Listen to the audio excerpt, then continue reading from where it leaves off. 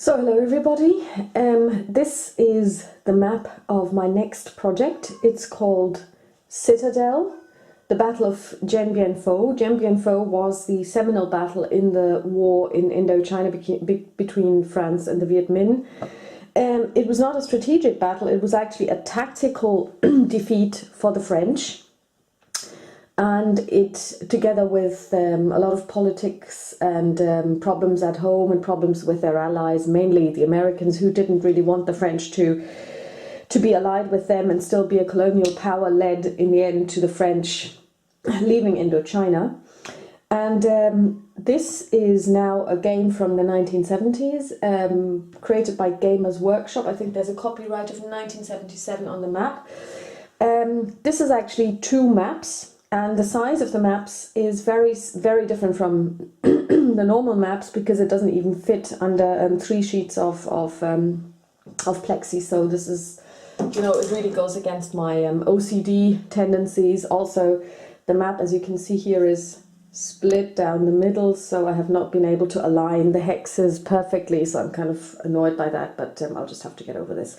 So, what do we see? What we see here is basically the green bits, as you can imagine, are jungle. And every so often there are white lines. I'll try and point them out. In the jungle, here and over here. Also, if I were to pan more up there, you would also see a white line up there.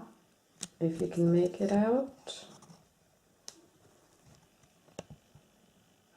Back at the end, yeah, to the right, top right hand corner. Now these basically divide the jungle into sections for different Viet Minh HQ, and this has an impact on movement. So that's very important. So the jungle basically surrounds the valley of Dien Bien Phu. It's a valley that also contained an airstrip, so which was then fortified by the French. So I'll not be able to show you the whole map. And what was important at Dien Bien Phu was that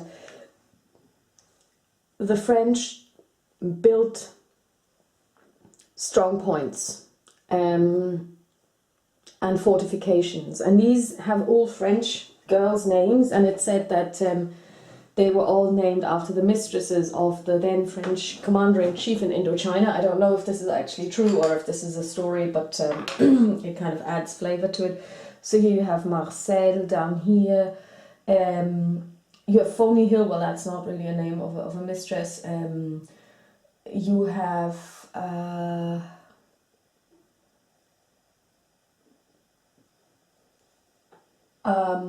I think this up here is probably Giselle. The names are actually not necessarily printed on the map, but you can find them in the accompanying material. So you have strong points up here, and everything is these things here indicate. You have Juno here. They all indicate barbed wire defenses. You also have swamp, quite a lot actually here. In terms of terrain, this must be, there is actually no information on the actual map what these mean, but I think this must be mountain. And here we have a stream or river, and I would assume that these are airstrips. No, probably this is not an airstrip, because it would be absolutely in the middle of a well, it might be, I don't know. Anyway, in this particular game, and I've said it before, movement happens differently from other games that I've played, and from maybe other games in general, in that you don't have a movement allowance. You can move as far as you like, and there are 3 reasons why you would stop movement. Number 1 is you decide you don't want to move anymore. Number 2 is you enter an enemy zone of control. Number 3, you enter a vulnerability point. And whenever you enter a vulnerability point, you have to pause, and then anyone who's in range can direct fire at you. Now, 3 clear hexes, which needn't be next to each other, constitute a vulnerability point. So, I'm just going to try and see if I can actually show you this on the map. Yes, I can. So yeah, this is visible. So basically, I'm a Viet Minh, and I start moving here. So this is one partial jungle hex, clear hex, jungle, jungle, jungle, clear hex, partial jungle, clear hex. This would be a vulnerability point because I have touched on 3 different different clear hexes in one go. Now for the French and